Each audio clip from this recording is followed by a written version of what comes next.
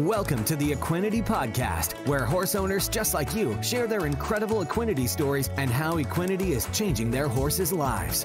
Whether you're searching for something to give your performance horse better focus, faster recovery, and more stamina, or in the extreme case where all hope seems lost, give your horse what it needs to help heal at a cellular level, you'll find it here. So jump in on today's episode to hear how Equinety is helping horses worldwide. Now, welcome your host, John Dowdy. Hello and welcome to this week's Equinety Podcast, number 135. We're swinging up into Kentucky, and we've got Amanda Hudson on the call this week. Amanda, welcome to the Team Equinety Podcast. Awesome. I'm glad to be here.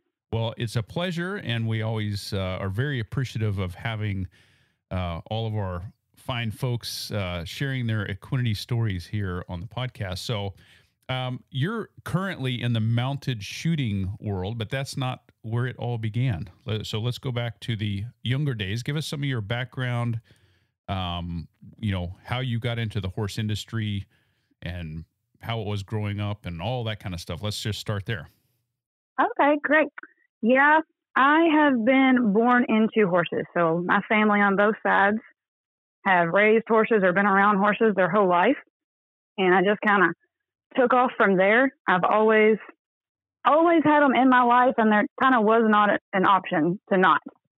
So I've raised and trained my own. My dad, my granddad always kept brood mares and stallions around. So I've always had the opportunity to learn from myself and improve my skills.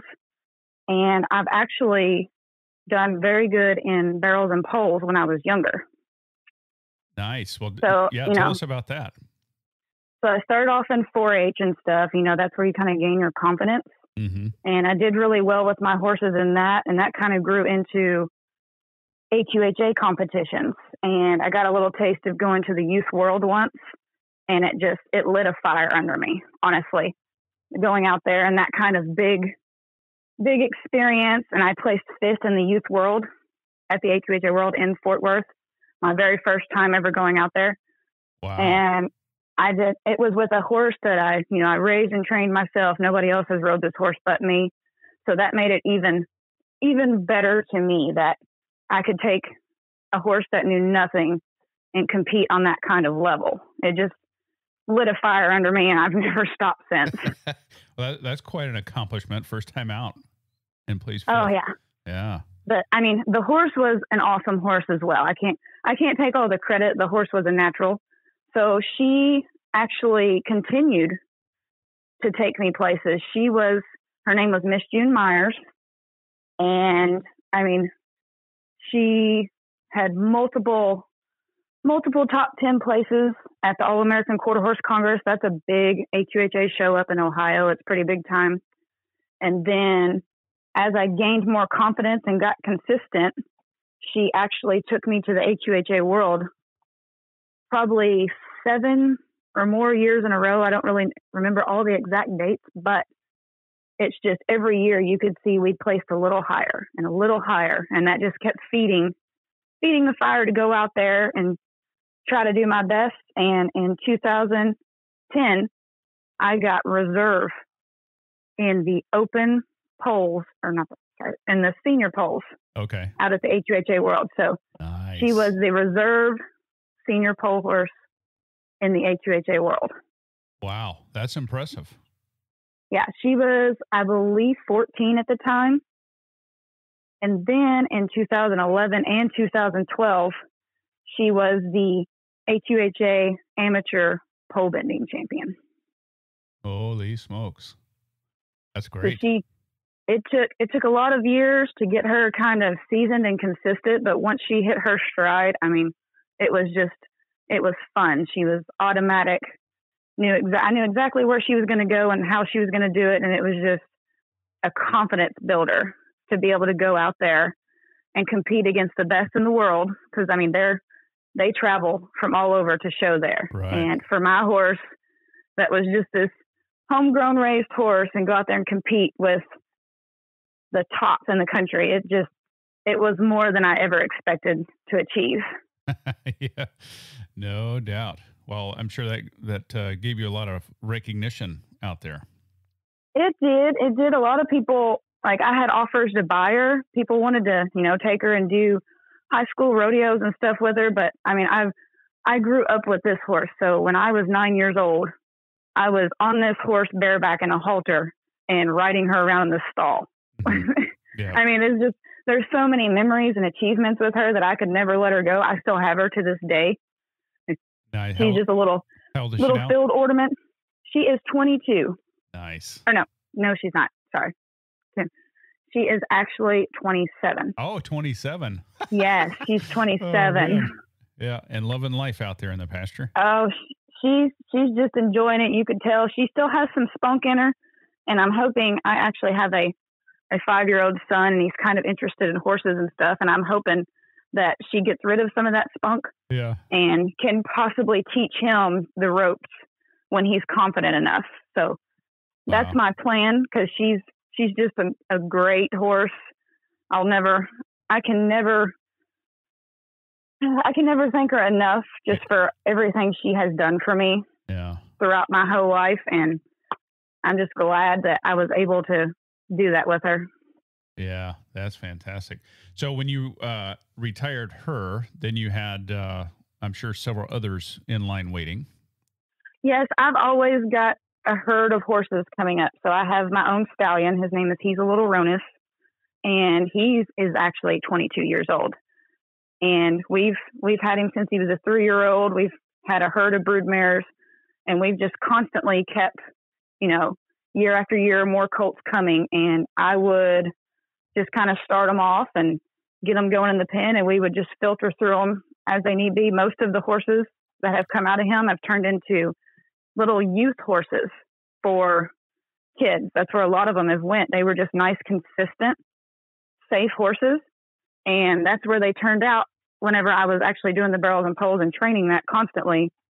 That's where they ended up in the long run. Yeah, that's fantastic. Now, as you're going along here, there's one particular horse which we're going to get into more detail with. This was a gelding that, tell us about him and what he was doing, and then kind of what happened to him injury-wise. Oh, absolutely. So his name is He's a Little Dreamer, and he was the second foal crop out of our stallion. And he's an absolute wonderful horse to be around. He's friendly. He talks to you. You can ask him if he's hungry, and he'll kind of like bob his head up and down and agree with you. It's just, he has his own personality. It's hilarious. And I was running him. I ran him for several years. He took me to the All-American Quarter Horse Congress. I placed top 10 with him there in the polls. I also qualified him for the AQHA World several years in a row. He was a 1D barrel and pole horse. He is a big, thick horse, and he's fast. And he was so good. I ran him for so many years, and then he had an injury to his back leg. And that's when I actually kind of put him on Equinety, because I had seen a post online and it talked about how it healed from the inside. Mm-hmm. So he had a tendon injury, and the vets were saying, he can be used later on. He needs to heal, leave him off. Don't mess with him for a year. Let that tendon heal. And he'll probably just be a pasture ornament or, a little small trail ride horse. That was their expectancy of him with this injury. And I seen the Equinety ad, and I put him on it. Just, it couldn't hurt, right? Sure. The advertisement was healed from the inside out. Yep. And this horse has come back. He's been on it ever since that injury. I'll never take him off of it for as long as I have him. And he is a whole different beast. He has a little bit of string hawk, and that's from that injury, but it does not affect him at all. You can get on him to this day and head into the arena, and he is bright-eyed, ready to go, loves his job. Wow. Now, do you remember how long?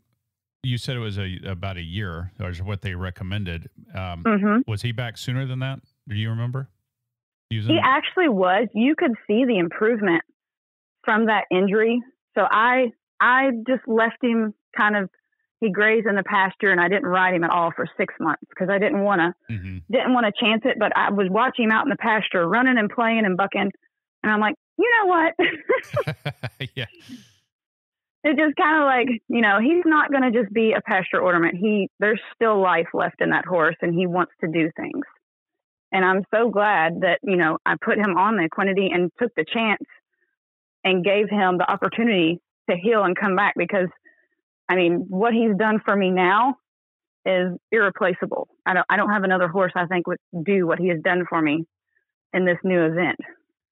Yeah, that's pretty wild. And for those of you who are tuning in, maybe you're just coming across the Equinety product and wondering what it really is, because, you know, if you just do a quick glance, it seems to do all of this stuff. And then people, I would assume, are somewhat excited because it's like, oh, it can help fix whatever it is they're looking for. But then as you continue to read, and it's like, well, wait a minute, how can it do all of that stuff?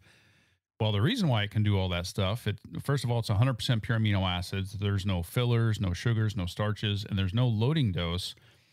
And it's specifically combined, the dose, which is like a teaspoon.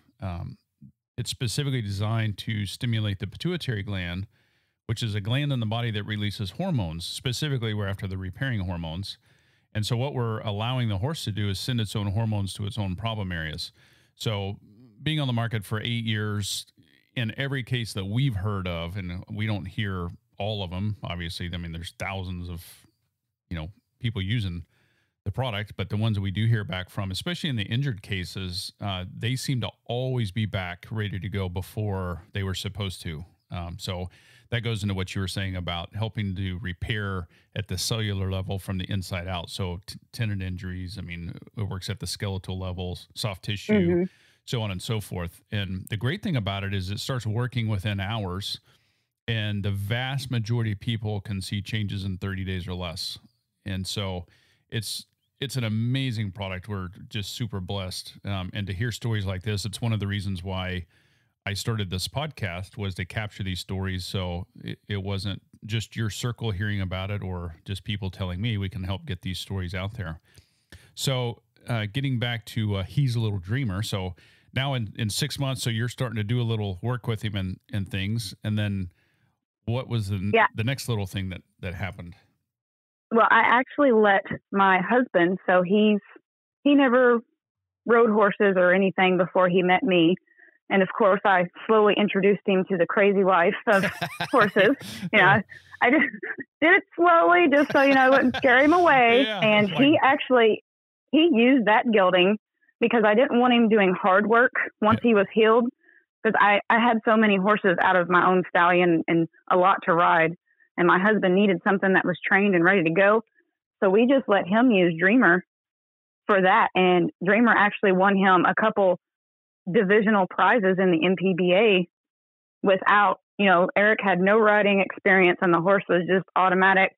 And that horse helped to get Eric into the barrels and poles with me. Made life a lot easier. Yeah. Come on, husband, we're going. All righty. Oh, yeah. It made it a lot easier for me that he was, you know, competing and it wasn't just him going for me. So that was another plus. And I mean, the gelding was just perfect, spot on. Never took a lame step. Of course, I've always kept him on that Equinety. I didn't want to take any chances. You know, it was working and the horse was just full of spark. You could just see it that he was happy and enjoying what he was doing. So as long as he looked and felt good, sure, I wasn't gonna, you know, I'm not gonna take him off that product, because if it's working, don't quit doing it. Right. That's right. That's right. Yeah. If it ain't broke, don't fix it. Is that what they say? I do believe that's the correct saying. Okay. Yes. Yeah. So, I mean, yeah. Well, the science behind the product too is, you know, when you feed the product within a relatively short amount of time, I'm talking hours, hormones are released. Now these hormones have a 23.5-hour life cycle. So by the time you give a scoop the following morning, the hormone levels are back to where they would normally be for that age of a horse. So then you give them another scoop and then the hormones are increased. And then it just goes back to where they would normally be, you know, 23.5 hours later.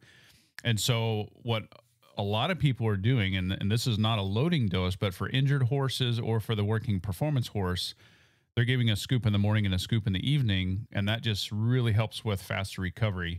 And the great thing about it is, the vast majority of horses do great just with the one scoop, but you can try 2 scoops and see what that does for your horse. And so some people love the 2 scoops and others are happy with the one. So great thing is it won't hurt in any way.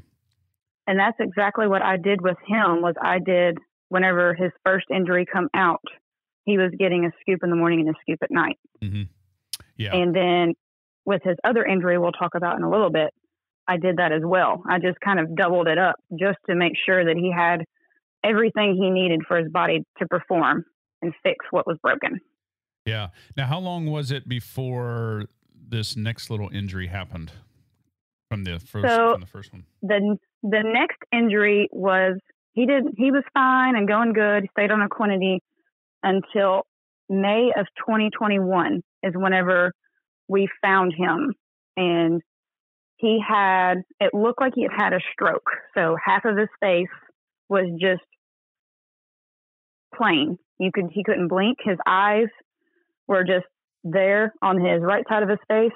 Oh. His ear was just kind of flopped down, and his nose, the muzzle, was pulled over to the side that kind of wasn't paralyzed.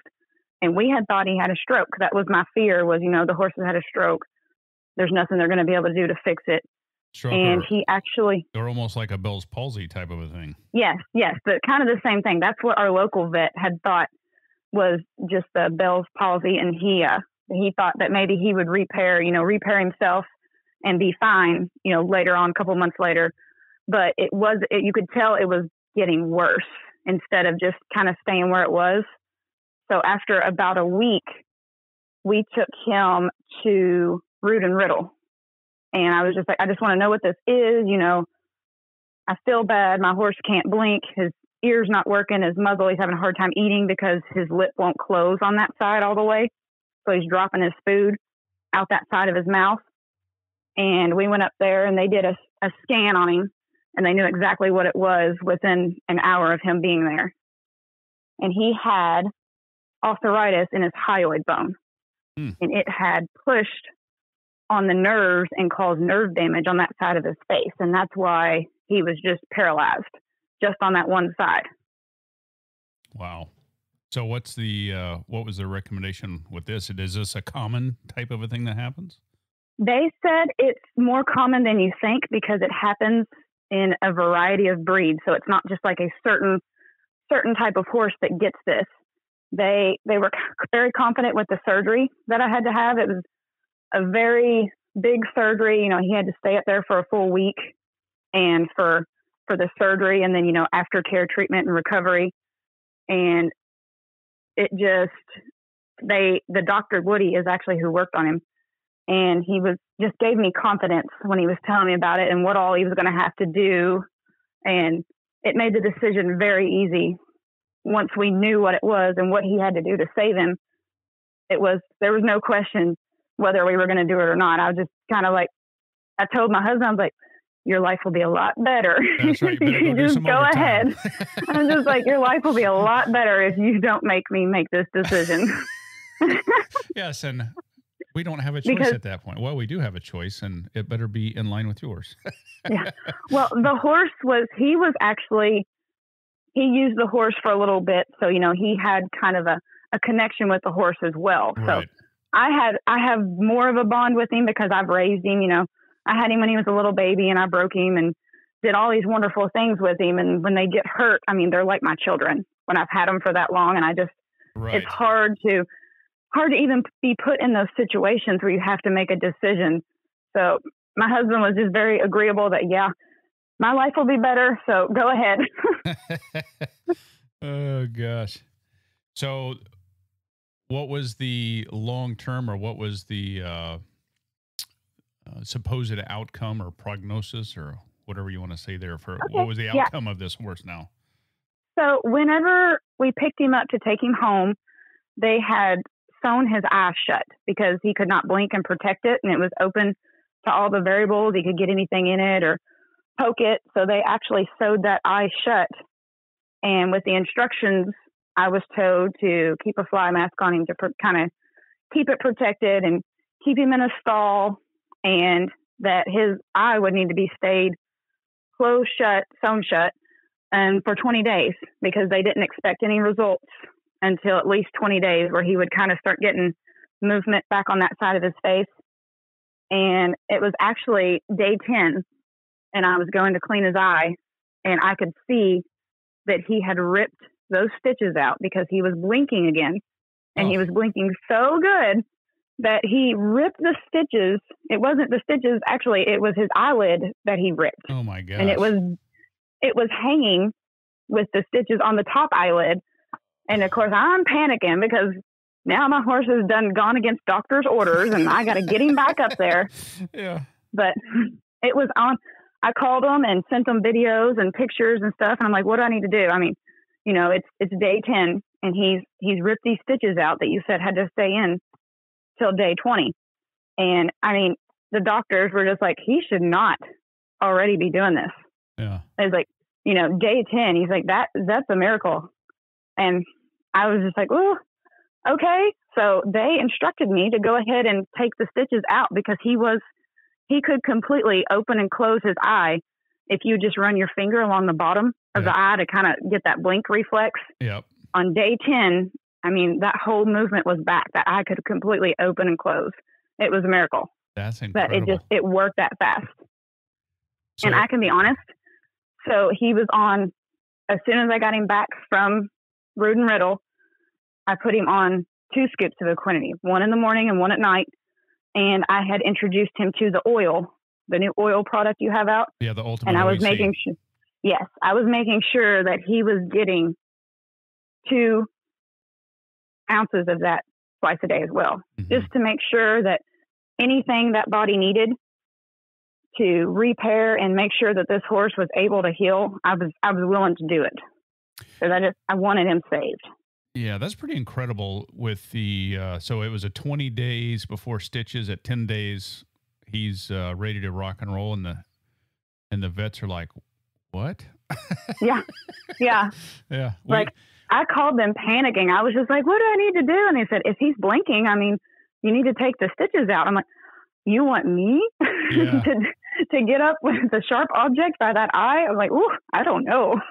Yeah, that's pretty wild. Now, with the Ultimate OEC, so we brought this out a little over a year ago, year and a half, to work in combination with the amino acids with the help of Dr. Zach Brugan, who's out of Arkansas. And so what the Ultimate OEC is, it's a flaxseed-based omega-3 oil. It's got 1,000 IUs of natural cold-pressed vitamin E and colloidal silver all in one. And it's not that there's anything unique with any one of the 3 ingredients. It's just there's nothing on the market at this point that has all 3 of them in there. And so it's serving 2 purposes. One, the Equinety Horse Excel, which is the amino acids, is giving the body what it needs to help repair at the cellular level. The Ultimate OEC gives those repaired cells some nutrition, which helps them operate at optimal levels. But it also serves as a really powerful antioxidant, which helps reduce inflammation. And so the 2 products used together is a real powerhouse. And I love, so when I first tried it out, we just had like the half-gallon jugs. Yes, the original container. The new jugs now are awesome, because you have like the ounces, you can squeeze it and you have the ounces, and you can just dispense it into there without having to, deal with pumping and figure out how much you have. It's just very convenient now with the new bottle they have out. Yeah. So it's got, I guess a lot of people refer to it as the cow dewormer bottle with the reservoir in the side. So it makes it easy. You just squeeze to the amount you need. And you just squeeze to the amount you want to dump out, and then you administer it into the feed, basically, is all I do. Nice. Okay. So now, little Dreamer here is back from a second injury. And so how old is he at this point? He was 16 years old when all this went down, and we had to make the decisions and discuss with the doctors, what he would be able to do later on in life and how long it would take for him to be fully back and functional. And he was 16. Okay. So as you're looking at all this stuff going on, he's approaching 17. And so you have the option of keeping him as a pasture ornament or doing something else with him. So what transpired here? I decided to, go ahead and try to save him and see, even if he just turned into a pasture ornament. I mean, he had done so much for me in the life that he's lived. So many accomplishments I could never thank him for. Right. And I mean, it wasn't even an option, honestly, in my mind, whether to save him or not. Because, like I said, my horses that I raise and train myself, they're my children. Yeah. And I give them the best I possibly can to make their life great. Yeah. So you, at this point, you decide to move him into the new discipline of mounted shooting. Now, is this something that you had already been doing? I actually learned about this. I'd kind of seen it online, and I seen a demo at the AQHA World is where I first seen it. So they did a little demo at the World, and they had some pretty good shooters there, and it sparked my interest, but it was several years later until I finally got up the guts to reach out to a friend who was doing it, and it was just like, hey, her name was Janice Wagner. You know, she's designed her own master saddle and whatnot. I actually have 2 of her saddles now. And can I just come up and learn about this and see if I like it? I said, I'm very interested. You've got horses at high rate of speed and guns. I mean, how is that not fun? Yeah. Now, for those of you who may not know about cowboy mounted shooting, you're not actually shooting real projectiles. What's going on there, and how does that work? It's the black powder is what burns and pops the balloons. Yeah. And there's nothing going out into the crowd, and you're not going to shoot your horse with an object. You know, there's no fear of like actually shooting at people, you know, hurting people. It's a very safe sport. The rules are very strict about the guns and the safety and whatnot. And I'm very thankful for that. So I didn't mess with guns much. Yeah. Until I met my husband. I never shot guns, did anything. And he's an avid hunter. He loves to hunt. He loves to be around guns. He loves to go shooting. So I kind of crossed him into my world, and he kind of did the opposite and pulled me into his world. So yeah, that's good. I started hunting with him and getting more familiar with guns. But before I met him, I had maybe shot 3 guns in my whole life. Oh, wow. And I met him when I was actually 19 years old. Yeah. So I went 19 years with no gun experience whatsoever, and he's kind of acclimated me to the gun world. That's awesome. So in this particular event, you've got cones that are set up in the arena in a certain pattern with a pole and a blown up balloon. Mm-hmm. And so tell us exactly, just in a Cliff Note version, it's a timed event? Yes, it's a timed event. They have 5 balloons of one color, and that would be your first gun. Then they have 5 balloons of another color, and that would be your second gun. And you have like a holster setup rig, so both guns are locked in and they ride with you. And there's a lot of different safety precautions and rules and stuff. I don't want to go too deep into explaining, but basically whoever can maneuver their horse through a variety of courses the fastest and shoot all the balloons, you know, wins the fast time. Yeah. And if you miss a balloon, that's 5-second penalties. And if you drop a gun, so there's different kinds of penalties. But basically, the fast person with a clean run wins. Yeah. Now, how long did it take your horse to acclimate to this new world? So I borrowed horses for probably the first year. My friend Janice, she had an old gelding, and he would just canter through the pattern. He wasn't scared of gunfire. He wasn't really an athlete gelding, but I mean, at that time I wasn't familiar with the gun. So a slow canter was fast to me. I thought we were really getting somewhere. Yeah. It was like Talladega Nights when he's yelling and screaming. And he's just, okay. Yeah, we are really going somewhere. And then you watch the videos back and you're like, oh my gosh, I'm barely cantering. But she actually loaned me and my husband horses for the first year, because that is the best advice that I was given was, don't go out and buy all this equipment and all these guns, because when you first get into the sport, you don't know what you want, what you like, and what works for you. So you don't want to spend, guns are expensive. Yes, they are. All the leather and the holsters, and you have to wear chinks. I mean, you could spend a pretty penny real fast if you just went out and bought everything and then try to use it for 6 months and you don't like it.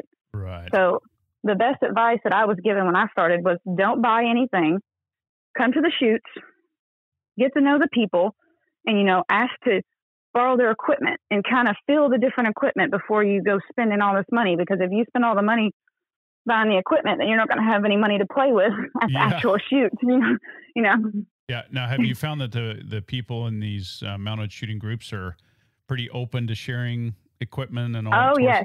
So that actually surprised me. So the mounted shooters, they're an amazing group of people. I showed up to this shoot and I was welcomed with open arms. I didn't know anybody there but Janice, who actually introduced me into the shooting. And by the end of the weekend, I had already made some friendships. I'd shot two shoots that weekend, and I had already made friends that I still talk to this day. They were just, giving advice on how to run the patterns and the best course of action, and what I needed to do was like the gun handling and the loading and stuff. I mean, they were just very welcoming and made me feel comfortable. Yeah. And I haven't met another group of people like that. And they would offer horses, guns, holsters, anything you need. They will offer it before you even have to ask.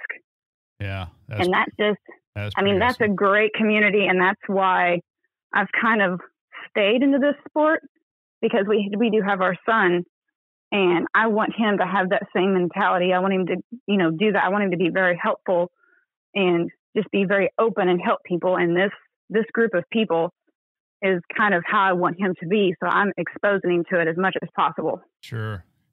And one other thing I know with safety wise, your horses actually wear earplugs. Mm-hmm. Yes. And some horses won't accept it, that they'll just kind of shake their head, and you can tell it aggravates them more. But if they will accept it, I always use earplugs.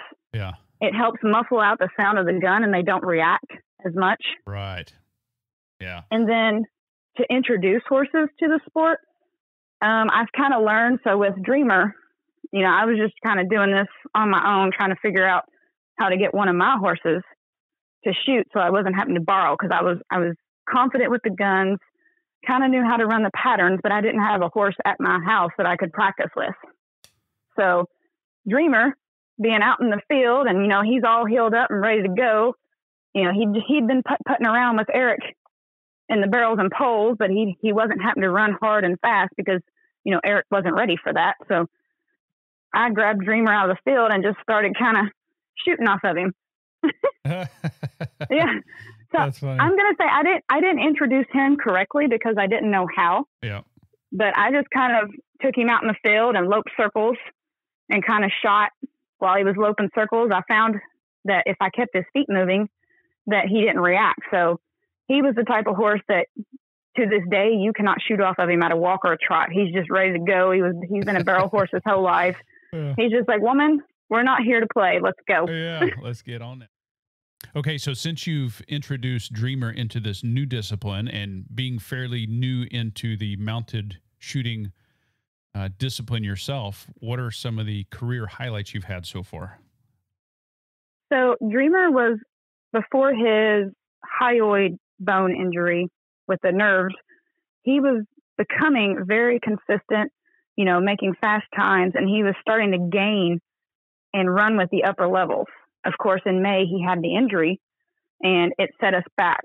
So his first competition after the surgery was at the Easterns down in Tennessee. Mm-hmm. And there was one of my first shoots back, and I was just kind of nervous of what was going to go on and if he was actually ready, but I didn't have another backup horse to go that was going to be able to compete on that kind of level. Because when you get to these national championships, these big championships, they're tough. So they're on their game, and you can't miss, and you have to be running to be able to be competitive in your level. And he actually come back. That was one of his first shoots back. And he placed me second in my class by less than half a second. Wow. So that was, there was happy tears shed that whole week. I can promise you. It was just, I couldn't believe, this horse had come back from a decision of to put him down or to continue on and try to save him. And then here we are in September, and he is back full throttle, rocking and rolling. He's happy, loving his job. You can just tell he's a whole different horse in the mounted shooting versus the barrel racing. So the barrel racing, he's kind of uptight and tense, and he just wants to go in there and run fast and do his job. And the mounted shooting, it's more strategic and horsemanship wise. Yes. And it's not full throttle running all the time, because you have to do sharp turns and maneuver hundreds of different patterns. There's so many patterns to choose from, so the horse never really knows where it's going. Right. It has to listen to the cues of the rider, and you have to be strategic and take some longer shots and cut some steps and stuff. So, I mean, he was just, that weekend, he was on it, and he was perfect. I ended up actually winning the double down, and I think I brought home $1,500 or more at that one event after he, was saved from that surgery. Wow. And then we went from there. So it doesn't stop there. I went ahead and signed him up for Amarillo, which was the CMSA Worlds. That's a long drive out there. I was very nervous. Is the horse ready? Should I be doing this? And he actually set 2 world records out there in the eliminators.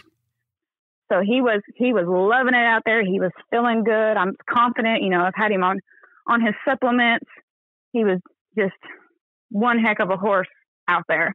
People were talking about him, and nobody knew my name, because I've come from the barrel racing world, and I've just kind of been around in the shooting less than probably 3 years. I want to say now is maybe, because my first year was just me on somebody else's horse, and then I started Dreamer and gave him about a year of confidence building. I didn't really let him run. I was just trying to keep him at a canter and hit my targets. Yep. But in 2021 is when I really was like, all right, let's go. I kind of loosened up the reins and had to learn how to shoot fast. In Amarillo out there, I was like, you know what? This is the best of the best out here competing. There's no time for games. I need to just trust my horse, because that's hard for me to just throw the reins away and trust him to do what I ask and shoot. Let the horse do his job. I do my job. And it just so happened it come together out there, and we set 2 world records. And I was crying. I'm telling you. That's an amazing story from, like you said, the injuries and looking like you may have to put him down or pass your ornament to then setting 2 world records. Pretty incredible. Yeah. The horses were very synced, because I've owned him my whole life. I've raised him, trained him. I know all of his buttons, and he knows my voice commands. He knows my saddle position. He knows when I want to go a different direction, just because of the bond that we've created in all these years. But whenever they announced, new world record, and I was in that pen, you could see it. I come out and I'm crying, I'm petting. They're like, what's wrong? I was like, I'm so happy. I was like, you all don't even understand. I was like, this horse was almost dead in May. And I said, one split decision to just do the surgery and hope for the best. And I was like, and here we are, setting 2 world records, and just the confidence it gave me with, mounted shooting and my horse. It was an unbelievable. It was almost the same feeling as if I won the AQHA World, just like I had done on the other horse, on Miss June Myers. It was the same, overjoyed feeling of accomplishment in life. Yeah, that is fantastic. Wow. So that horse loves Amarillo, because we also competed. They had the AQHA World Mounted Shooting at that same event. It was just kind of a different class in a different arena.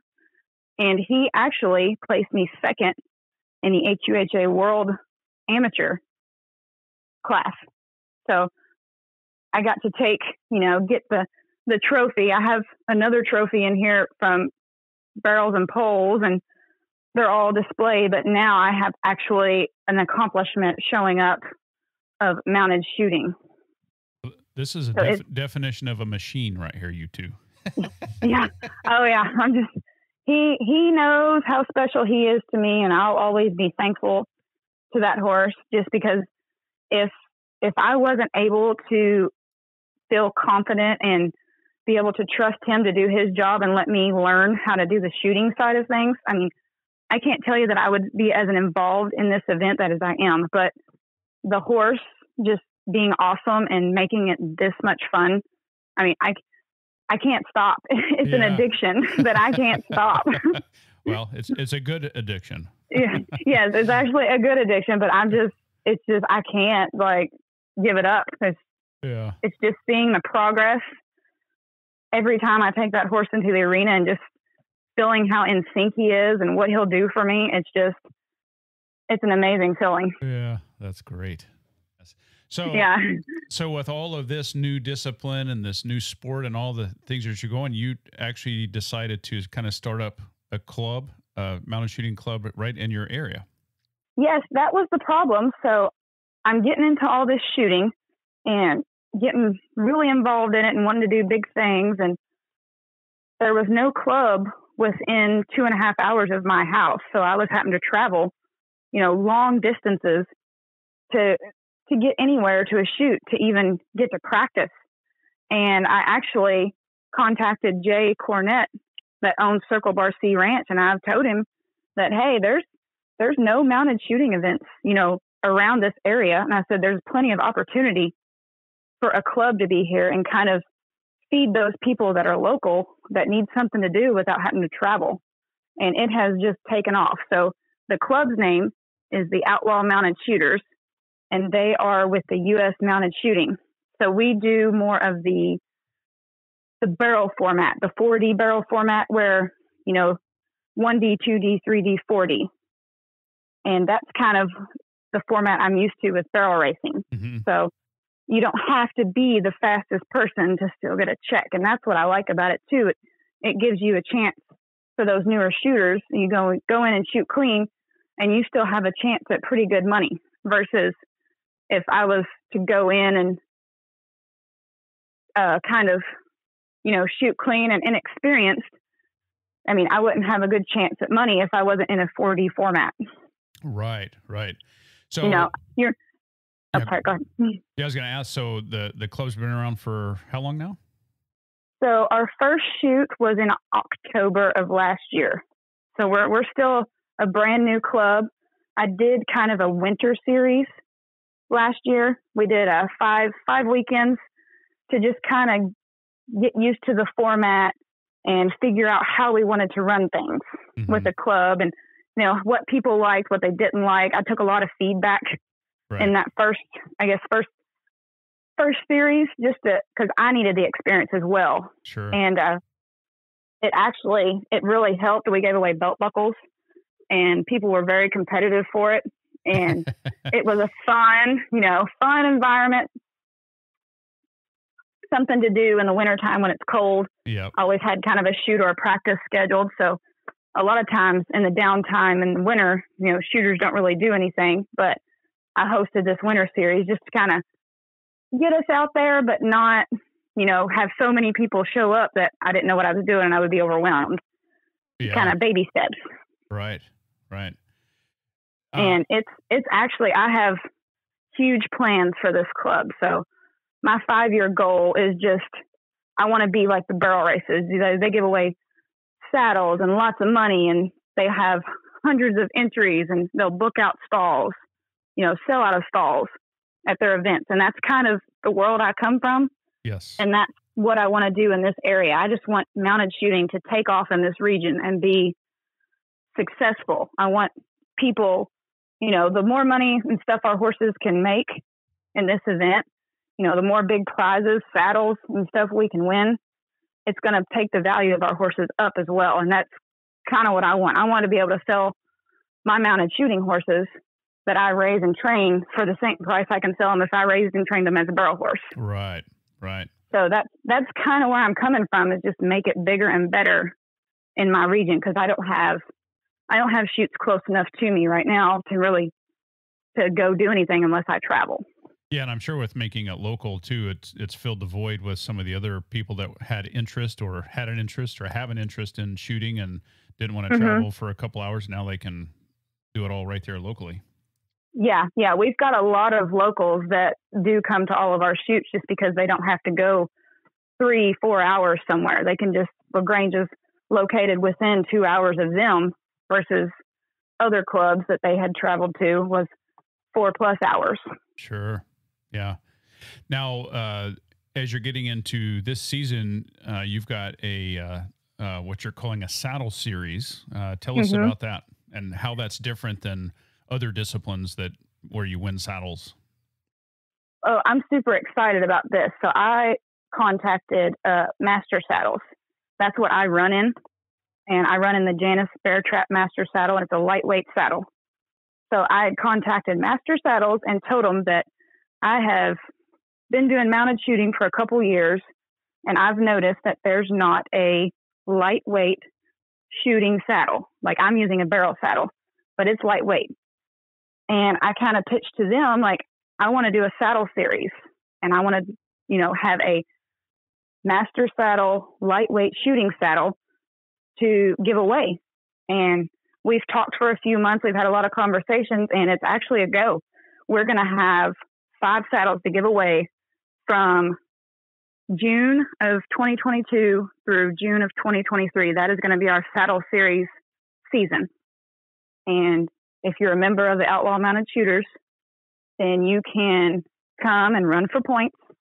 Whatever division you fall into, those points will be accumulated throughout the whole season. And at the end of the season, whoever has the most points in 1D, 2D, 3D, and 4D, they're going to win a Master Saddle, the brand new mounted shooting saddle that we're designing. Yeah. Now tell us about this saddle and how it can be decorated, and how unique is that from other saddles and other disciplines? So this saddle is going to be, it's the only thing that they have to have on it is going to be the sponsors. So just like Equinety is sponsoring one of the saddles, so the sponsors are going to be built into the saddles on certain areas, but the winners of each saddle, they can choose their own seat size. They can choose their own tree, their own, any design they want to put on it. And let me tell you, Master Saddles, they love to get crazy with their designs. It's just, if you can dream it, they can build it and put it on your saddle. I've seen so many saddles that I'm just in awe of that come off their website. I'm like, I don't need another saddle. I don't need another saddle. I'm like, yes, I do. Yes, I do. Yeah. I'm trying to hold off and run the saddle series and maybe hoping I can win another saddle. But I'm telling you, if I don't win one, I'm going to be ordering me another one. And I'm going to get come off of some of those designs that they keep posting because it is tempting. Oh, yeah. That's funny. Wow. Well, but yeah, the saddles are going to be custom ordered to the winners, so they will actually use them.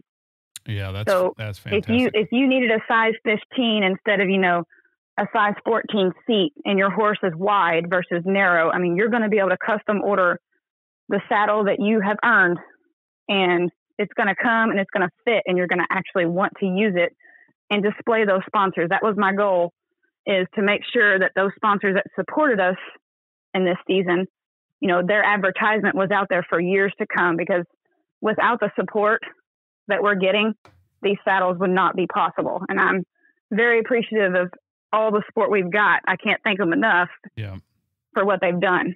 And it's going to take continued support like that just to do big things, because expensive as everything is these days, there's no way that this club just starting out could buy that kind of saddles. Yeah, it's pretty impressive. And of course, we're so happy to be a part of it as well.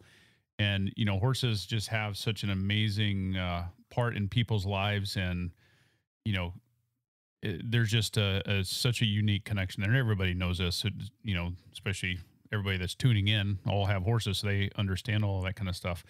So as you're moving forward here, if there's anybody that's tuning in that it has been thinking about getting into mounted shooting, or maybe they don't even know where to look, what would be your best advice for them and how to find their local club? So my best advice is to go online, and you could go, there's 2 different organizations you could look for. I'm with the USMS, which is U.S. Mounted Shooting, and there's also CMSA, and they have their clubs listed online if you get on there and look and see where these clubs are located. And I would stress that you find out when one of their shoots is, and you go and just meet people. Go there and ask questions, see, even if you just want to take your horse to that shoot and just leave them stand tied to the trailer and hear the gunfire. I mean, that would do tremendous amount of good for the horse, just to go somewhere, not be pressured, stand at the trailer and eat a bag, eat hay. Right. And just hear the constant gunfire that goes on in the chute. Yeah. That's kind of how I got started. Mm-hmm. Really, with all my new shooting horses, all the ones I bring up, I just take them to practices and tie them to the fence. And for that full day, they sit there and listen to gunfire. And I don't have to do it. I don't have to waste my money, shooting my own bullets. They're just at the chute and they hear the noise and they're standing tied and they're comfortable. Mm-hmm. Yeah, absolutely. Yep. But since then, after Dreamer, I've kind of went to a new shooter clinic and seen the difference it makes in how you bring a horse into mounted shooting. Yeah. So instead of just tying a horse up and shooting guns around it until it quits jumping, the best way is to do a herd setting. And that's kind of what we started doing. I just did like a little mini new shooter clinic type of deal at a friend's house last weekend. We had a bunch of new horses that we were wanting to possibly run in this saddle series. They'd never been around gunfire. So I told her, I was like, buy some ammunition. I've got a new horse I need to introduce to, and we'll come up there and, we'll play all day and get them used to it. Yeah. And so I bought a horse last Thursday. He's a cute little paint gilding. He's green broke, not really didn't know anything about him. I just went and tried him out, fell in love with him real quick because his personality, he was cute and he was sweet and did nothing wrong when I tried him out, which I kind of wish he would have, but he didn't. So we brought him home and I rode him on Thursday, tried him out. I rode him on Friday just to kind of see what kind of buttons he had and what he needed, to work on. And then on Saturday, I was shooting a gun off of him, live rounds, good to go. And I mean, he just being in a herd setting and having, seasoned shooting horses around these newer horses and shooting, and the seasoned horses don't jump and react, then the newer horses kind of come into that herd setting and they're like, oh, well, that loud noise isn't nothing. They're not jumping. So why am I jumping? And they kind of come into it a lot easier than what I did with Dreamer, where I just kept his feet moving and shot until he would finally just relax. But that took days. I mean, I did a lot of riding and a lot of gunfire if I could have took him to a new shooter clinic kind of like this and exposed him differently, then it would have been a lot easier. But of course I didn't know at the time. I was new and I was trying to get shooting off of my horse so that I wasn't borrowing horses. All right. That's awesome. That is awesome. Was there anything else you'd like to add before we wrap this up to anybody that might have come across the Equinety product and maybe they're on the fence? Anything you might want to say to them to get them to at least give the product a try? I could suggest if you see your horse and you think there's just something not off, say they just don't look exactly 100% healthy, or you think maybe they might have just a slight gimp or limp, or just you can ride them and you feel like they might be a little stiff, before you go doing all the injections and all the vet work and all the spending the money, I mean, I would just recommend trying the Equinety product. I mean, it can't hurt. It's going to go in and let the body naturally try to heal something that's hurt or defective. And I mean, it comes in a 90-day supply. So, I mean, if your horse isn't fixed in 90 days, then go spend all that extra money and figure out. But I would at least try the product first instead of spending thousands of dollars on something at a vet's office.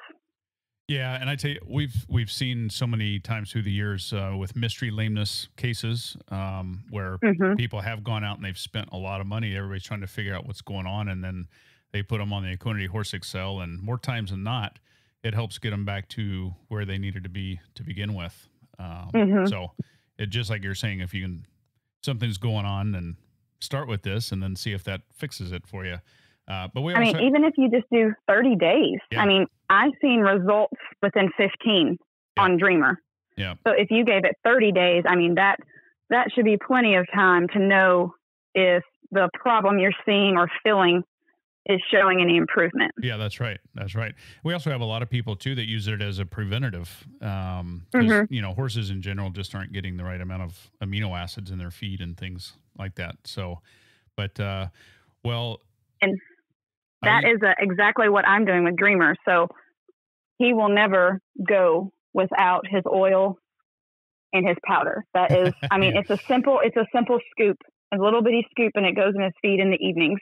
Yeah. And it gives me the confidence that it's giving his body what it needs to make sure that he's going to repair any little, they can trip, they can step on themselves, they can do all kinds of things just out in the field. Horses are accident prone. So I feel more confident with him knowing he's already got what he needs for that body to start healing and repairing before I even find the injury. That's just the peace of mind it gives me. Yep. Yeah, absolutely. So, Amanda Hudson out of Kentucky, thank you so much for taking the time to share your experience and all of your new ventures and everything here on the Team Equinety podcast. Okay. All right. Thank you very much. That's all for this episode of the Equinety Podcast. For more information on purchasing Equinety, be sure to visit our website at teamequinety.com, where you'll also find product information as well as more testimonials on how others have seen amazing results by implementing Equinety into their horse's supplement regime. We'll have more stories on how Equinety is helping horses worldwide right here on a future episode of the Equinety Podcast.